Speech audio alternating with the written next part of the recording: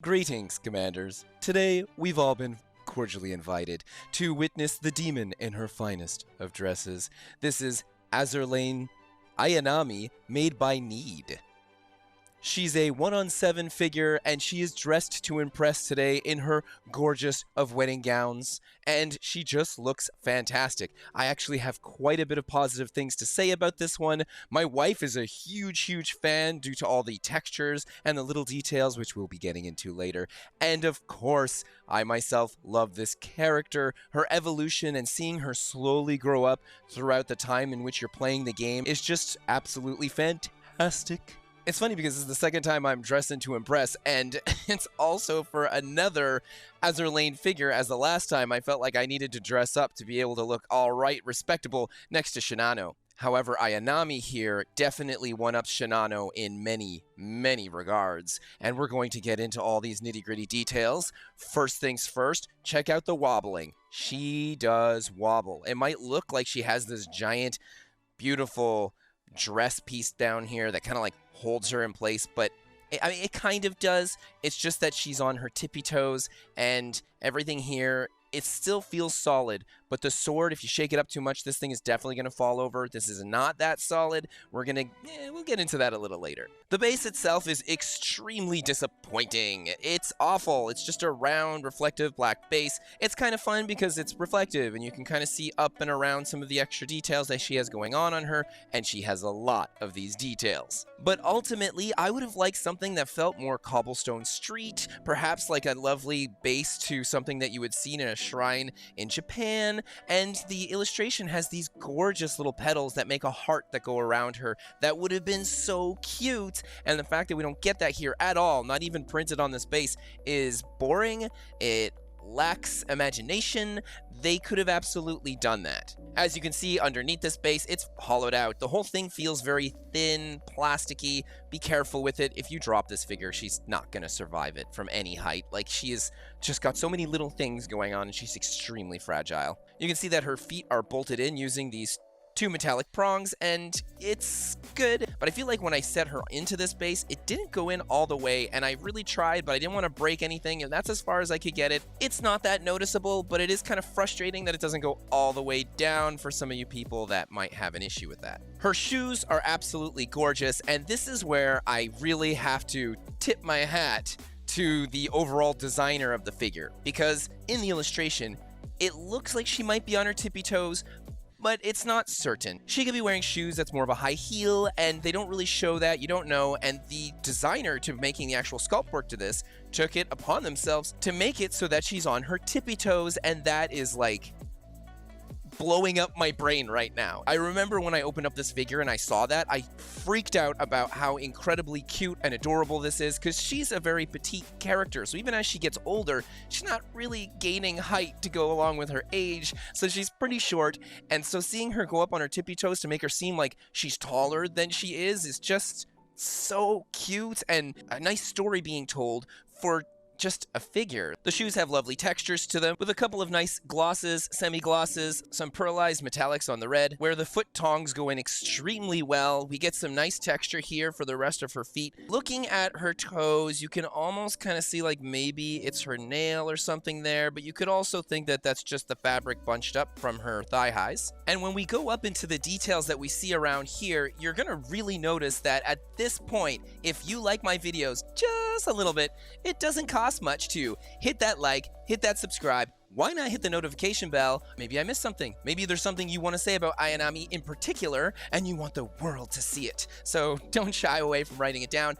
I always love comments. These thigh highs are very well painted, nicely sculpted, beautiful details. Everything is a bit more of an eggshellish white, which allows it to pop from all the other whites that she has on her. And you do get callbacks to this eggshell white here and there used in the shading throughout most of her wedding dress. Where the thigh high ends and goes into the skin of her leg, it bevels out quite nicely, and we get a little bit of shading around here too to just make everything pop that much better. Her little side skirt here is short, and we can actually see all of the details. So for some of you that aren't into that, or if you have family members that you're just like, this figure does show off a little bit. I mean, she has a bit going on, but it's not too much, and I really don't find that it's that accentuated, especially on a shelf. So you don't have too much spiciness to worry about with her. This little side dress piece is absolutely gorgeous. Lovely shading, and to have this kind of sculpt work with a textured sculpt work on top of it is insane.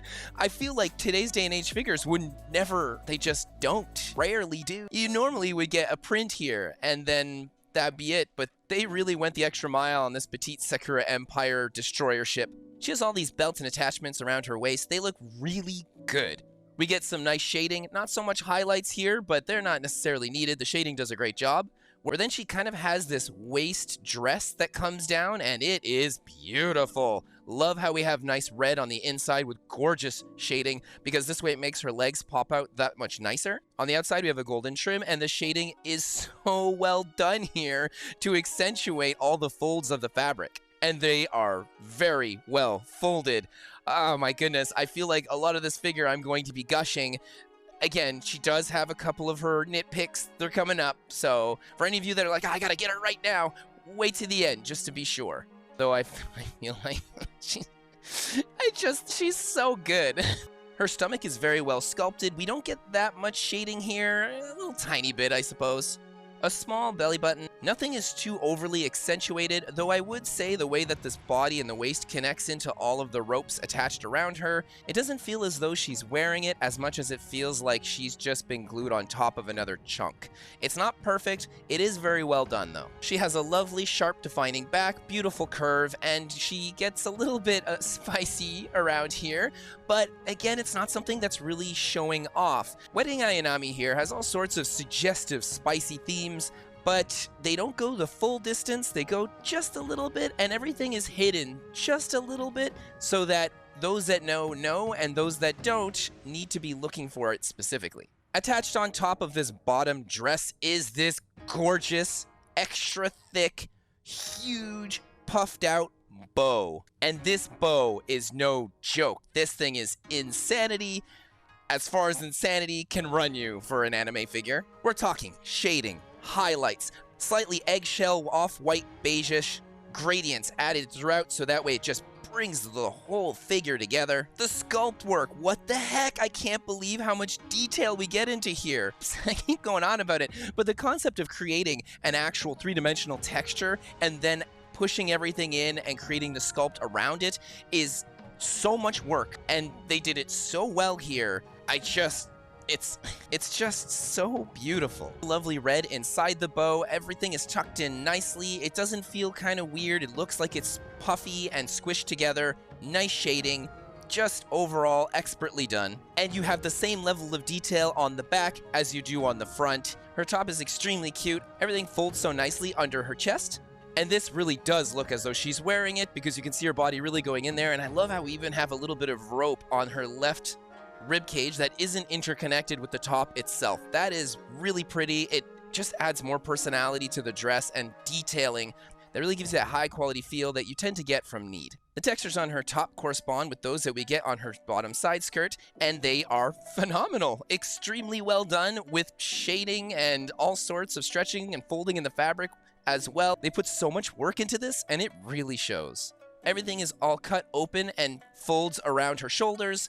It's beautiful. The red that we have underneath this is shaded as well, so everything sticks out just a little bit nicer than if it had nothing. In comparison, when she was released to newer figures now, it's hard to compare some of them. Because it's not to say that every figure pre-COVID had the extra detail at a decent price, but a lot of them did, and Ayanami here by Knead is no exception. She really is just paving the way forward to prove my point. She has lovely details in the back of her top as well. Beautiful sculpt work.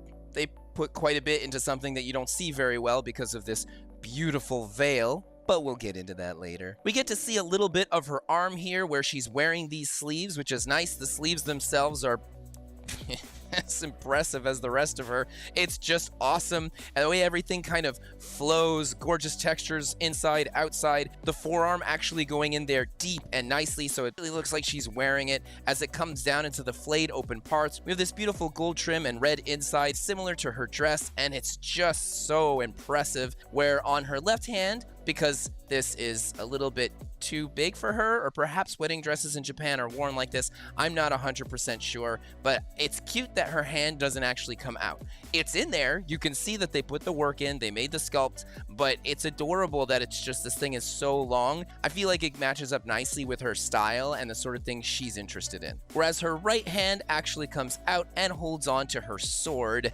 The hand itself is well sculpted. We get a little bit of gloss paint for her nails. They seem well done. The hand itself is nice. And unfortunately, this peg is terrible. It doesn't work. You can't get it in there. The other end of the blade pegs down in her dress very well, and that's lucky because the peg that goes in her hand is just awful. And so you kind of have her holding the sword with her actual fingers and less so the peg. It's just kind of there so that it doesn't move around too much. This sword does not stay on here well. It will fall off easily, but I'm very careful because I don't want it to. I don't want to damage it. I don't want to scratch it. It's just that in the process of taking the videos, the pictures, it just wouldn't stop. And even when I got her and I was trying to put it on, it was a nightmare. So for any of you out there that have her or are getting her, you either know my pain or you're about to go through some of it. So just be mindful of this. And also, it's kind of noticeable from quite a few angles. This stupid peg, I almost want to cut it off, but then you'd have a hole in her hand. It's just... Anyway, this is one of the main detriments to this figure, and that's saying quite a lot considering she's so gosh darn impressive. It's a small thing that I'm willing to sacrifice for everything else that I'm getting here. The sword itself is amazing. It looks super Gundam-ish. I love the panel lining that we have, the markings that we have too with the decals. Everything here is just so cool. We get all sorts of shading and highlights. We get more of an off-white eggshell look for the handle, whereas the metallic structure is a more cold white. It really allows it to separate from the rest of the whites that we have here, and it feels like it's a different material. You actually get a strong seam on the back end of the sword. This is a little disappointing, but it's not something you're really gonna see that often. So I'm going to put this in the maybe it's annoying for some people pile. And on the front of her sword, we have these 3 giant flowers that are extremely well sculpted. Transparent pearlized material that's flowing down. It feels very delicate, looks lovely, nice sculpt work, great shading. Everything here is great. Though, personally, I think these flowers should have had maybe a bit of shading on them or a couple of highlights on the tips so that they would just pop a bit more. Her shoulders are cute and delicate while everything opens up here to show a bit of her chest and her beautifully strong, pronounced collarbone. As it goes up into the choker, which looks a little bit tighter than I would have liked. And the head kind of goes in there okay.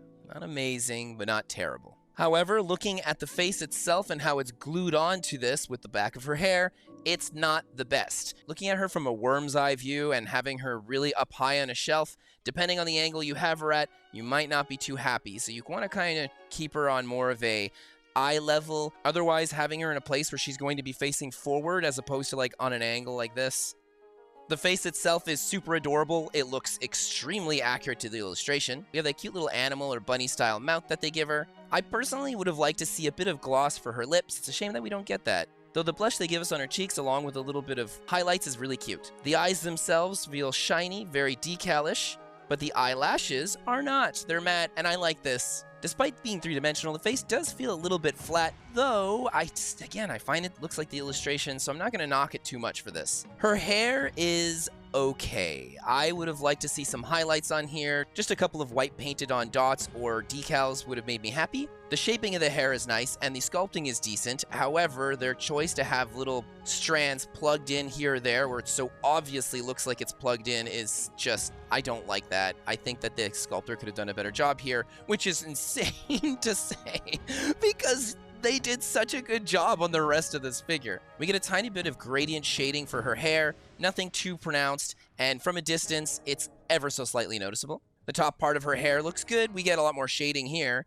And where we have some sectioning off of the plastic is okay because I feel like it works with the type of haircut that she has. I find it interesting that we see the whole back of her head bunched up and going into her ponytail, and it's very well done with exception to the fact that I would have liked a couple of edges rather than just a sharp line, but this could really represent the type of an art style. It's just I personally like to see a little bit more detail here. The ponytail itself is gorgeous. I love the way that it curves. It has so much personality. This is again something you don't really see in the illustration, so I feel like the sculptor just did an excellent job here. We do get a strand here or there that are clearly glued in coming out, and I just feel like It wasn't necessary, that, or maybe they could have carved in her hair a bit more so it doesn't feel so much like something's just like plugged in there. But overall, it's decent. She has her super adorable mecha bunny ears. I love these things. They look really great. Her left one for me is ever so slightly curved, but it's not too bad. And it's done with the same coloration and textures of her sword, which is awesome. Her veil is something. This is, oh my goodness, beautiful. It's so beautiful. We get a cute little bow on the front. The way everything comes down with these little petally things, gold trimming. The flower on the veil is a callback to the one that she has on her sword. And again, this, I would have put some highlights on here, just a little bit. Because there's so much shading going on the rest of this figure, it kind of sticks out and really not in the best of ways. Though when on a shelf, the natural lighting that you get and the shading you have from it, it still does a decent job at looking okay. As we get inside this larger veil, we have beautiful reds, nice shading here with more textures, and softer white material that we have around her head.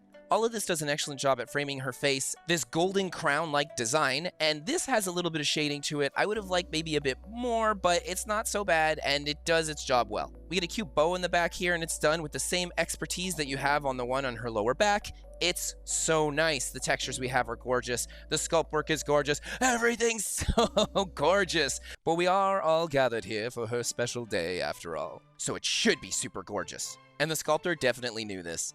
As we get to the bottom part of her larger veil, which is absolutely gorgeous from the outside, the stretches in the fabric here are, you know, professional, expert level. And it's not to say that you don't get things like this in other figures, but this is just very, very, very good. Where the airbrushing and coloration here is just so expertly placed that it just accentuates everything so nicely. And on the inside, we get the continuation of that gorgeous red design, all carved in there. There aren't really that many decals on this figure. Most of them are found on her sword, and so anything that would usually be a decal in today's day and age, especially at her price point, instead is carved with expert care and love. And to finish up her little in-depth review, the butterflies. She's got a couple of them on her. They look super nice. Great transparency. They're glued on there pretty well, and they look nice. I feel like they did a good job with it. I'm glad they put them on there and in this fashion, because I do find it makes it look like the illustration, and it's just really cute. Upon her release, Ayanami here in her beautiful wedding dress was going for 23,500 yen. I would say that at the time, that was pretty high end, you know, it's expensive. Do I personally think that she was worth this high price point? Absolutely. She's a crazy hardcore figure. Like, how often have I brought up the insanity of the demon's wedding dress? It's gorgeous. And the character herself and her evolution throughout the game, she's a great destroyer. And it only makes sense that as she's getting older and evolving as a character, that when you're looking at the commander and you're seeing her, you're like, yeah, I could see why the commander would put a ring on that. And despite my favorite costume for this figure being the one where she's like all rock and rolly, I just think that looks freaking badass. This is definitely my second favorite, and it's just so pretty. I mean, just look at it. And with the veil too, gorgeous. Despite Sakura Empire perhaps not being my favorite faction, I get a lot of figures from them. And I get to see all these different types of qualities being thrown around with all these different types of price points. And I gotta say that out of all the ones that I have, Ayanami over here is far the better quality figure. And it just has to do with the paint applications and the high level of detail in her sculpt work. It's just way too impressive. Whereas when you see something more like Amagi or even Shinano over here, they look impressive because they're so big. So you look at them and it's imposing. But when it comes to all the little intricacies, especially the paint applications, they're kind of lacking. However, what you're paying for on these larger figures is the fact that they're so large. There's so much going on here. So I do have to say that they all kind of have their charm. But Ayanami is just one that even when I have people come over to my home and they see all my anime figures and collections, a lot of them are going to stop on her because it just stands out so nicely. And for any of you out there that really love Japanese culture, or if you are Japanese, the whole redesigning of a wedding dress to not only fit in with Azur Lane, but Ayanami and her kind of personality really shines and comes out nicely with this figure. So hopefully today's video helped you decide what side of the fence you're on and getting her or not. I'm going to put a link in the description down below for the My Figure Collection webpage on her specifically, so if you want to see her in other people's collections or within different types of displays, it's an amazing reference point for that. As usual, if I mention or talk about other figures, I'm going to have links for the reviews I did on them in the description as well. Have an amazing rest of your day, and I'll see you next time. Bye! She has so many little details, and throughout this video, I missed so many of them, so I have to keep going back and forth and back and forth. Editing this video is going to be a bit of a nightmare. It's getting so hot. Having all these lights and having to do this and wearing all this it's a lot. And that's a wrap. All done. Oh my gosh. Imagine going to Ayanami's wedding and wearing Jordans. I'm pretty sure that I wouldn't survive the day.